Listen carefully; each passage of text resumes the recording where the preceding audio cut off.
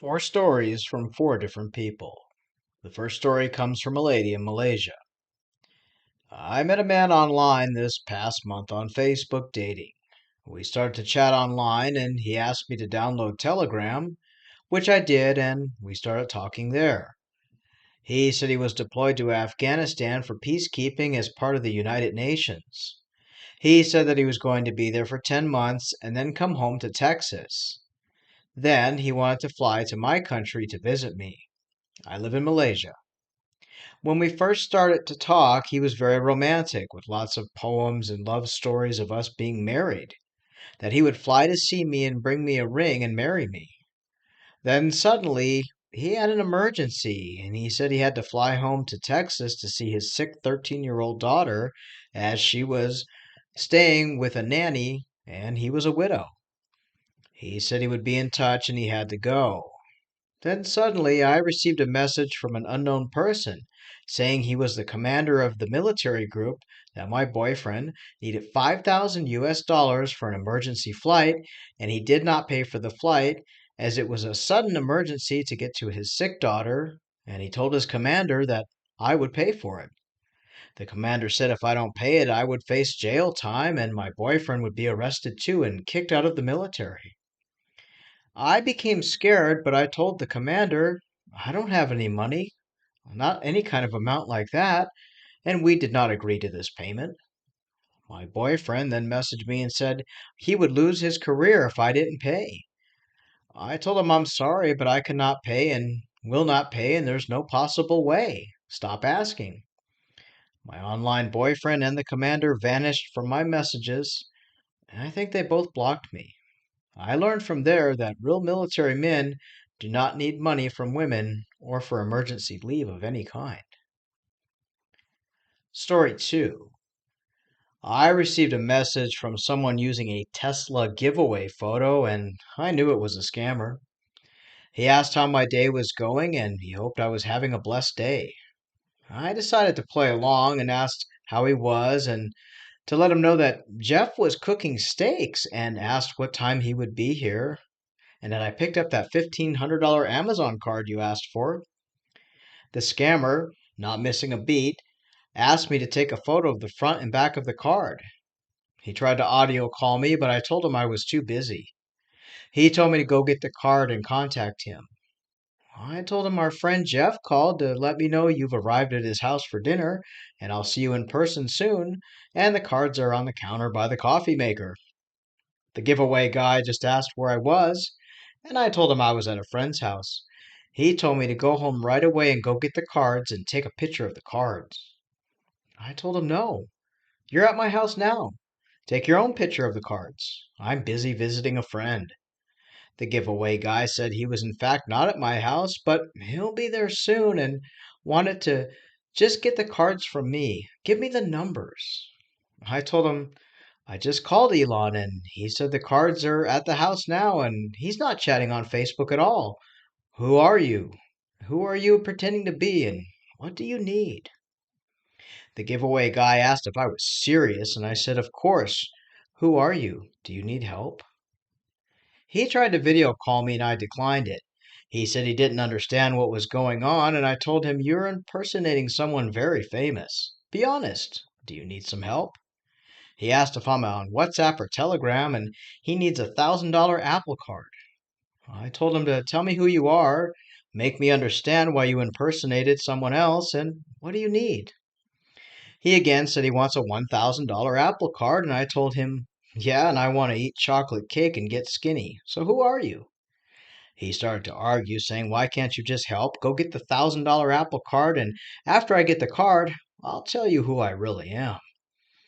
I asked why he's impersonating one of the richest men on the planet, and he again said he would tell me the truth after I give him a card, that he's all alone and needs help. I asked him how impersonating a rich man would help him. He replied, telling me he doesn't have a house, and said, I'm not trying to scam you, my brother. I told him scamming is low and wrong. He told me he's 25 years old and needs help. Get the card and I'll tell you everything after I get the card from you. He said he was from Africa. I asked him which country. I'll help you. He said thank you, and first he said he was from South Africa, in Lagos, Nigeria. I told him, I'll source some help and get you a shelter from an aid group. He can quit trying to scam people, and he said he wasn't scamming people, he just needs help. I gave him a list of resources that can help him, shelter, food, and more, and he told me no, just get the $1,000 Apple Card. I told him no, I won't get that. He then said get a $500 one. I sent him again some resources of where to get help with what he needs. He then told me to send him Bitcoin. Do it, send Bitcoin. I told him I gave him the resources, not cash or cards, and he replied to me no, and the conversation ended. At the end of the day, all they want is the gift cards. They'll tell you tons of sad stories, and most times it's more lies.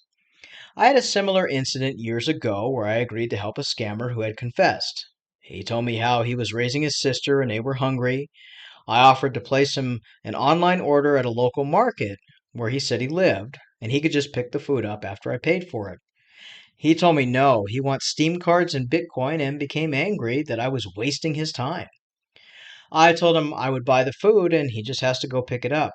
He became even more angry with me and told me a gift card or go away. So away I went. Don't fall for these sad stories. Story number 3.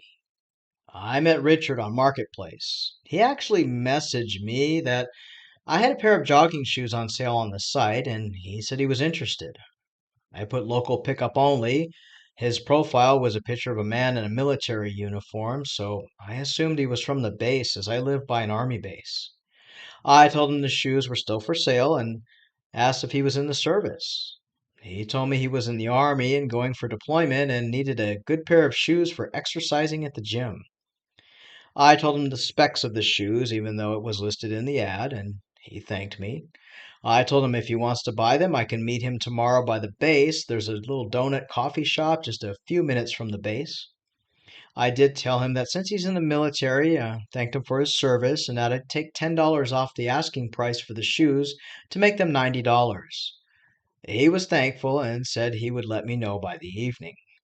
Later that evening, I got a message from him telling me he would take the shoes, but that he suddenly had to leave for deployment to an emergency situation, and he asked if I could wire the money to me and I would mail the shoes to his daughter's nanny in South Carolina and she will ensure that he gets them. This was very odd to me. I asked him how long he would be away and he said 4 months. I told him if he wants to pay for the shoes, he can maybe have someone meet me by the base in a public place, a family friend, and I could give the shoes to them in exchange for $90 in cash. He then told me he couldn't do that as he's not from the area and has no family here. He was only at the base until his deployment. He then asked me for my bank account routing number and password for my online banking. I asked him why he needs a password and information like that. If you want to send money, we'll do Venmo or something to that likes. And if that's the case, someone in person needs to come and pick the shoes up. He told me that since I'm a civilian and he's doing a transaction with a civilian and he's a military agent, they need to log into my online banking account to verify I'm a safe citizen to buy from, and that his commander would log in and verify my account prior to transferring $90 plus an additional $400 for shipping. I told him $400 for shipping is absurd unless I'm mailing these shoes to Antarctica. I knew at this point it was a shady situation. He told me to fill out this online questionnaire and give him my passwords to my online banking, including my secret questions and answers. I told him I threw the shoes away and blocked him. I then got a friend request from a man with a different name but same military photo. I blocked him and took the ad down. Yes, there are scammers on Marketplace too. The photo I found was stolen from a military general who had passed away in 2003. So unnerving. It's safer to just sell your stuff at an in-person yard sale or swap meet. I avoid the marketplace now at all cost. Story number 4. My brother met a woman online named Angela through Instagram. She messaged him at random and started following him. My brother lives with me as he has some mental disabilities and at age 23, he is unable to live on his own. He does, however, have a part time job at the grocery store and supports himself to some degree, but preparing meals, paying bills, driving, none of that is something he can do on his own. My brother's name is Victor. We call him Vic, and we had no idea he was chatting with Angela until all of this was too late to stop. Vic and her started this online relationship, which Angela told him to keep it a secret until she would come to visit in a few months. This Angela was claiming to be working in Miami as a model. We live in Northern California.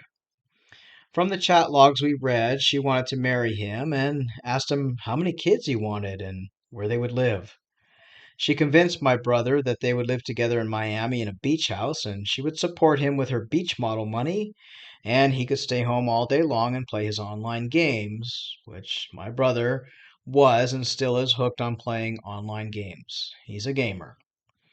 This Angela told him that she was born and raised in the Netherlands, but came to Miami at the age of 21 and she's now 24.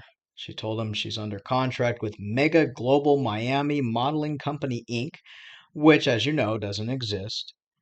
And once her contract is done, she's going to get a big contract with Pepsi to model for their commercials and new energy drinks, and will be making millions.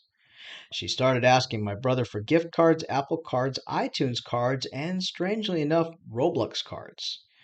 My brother, who I said has a job at the grocery store, would cash his bi weekly paychecks at the customer service center, and we would have him do that, then take 30% of his check and place it in a savings account, and the rest was his to spend as he wanted, which he typically would order pizza and take out food, and occasionally he would buy Steam game cards with them to use.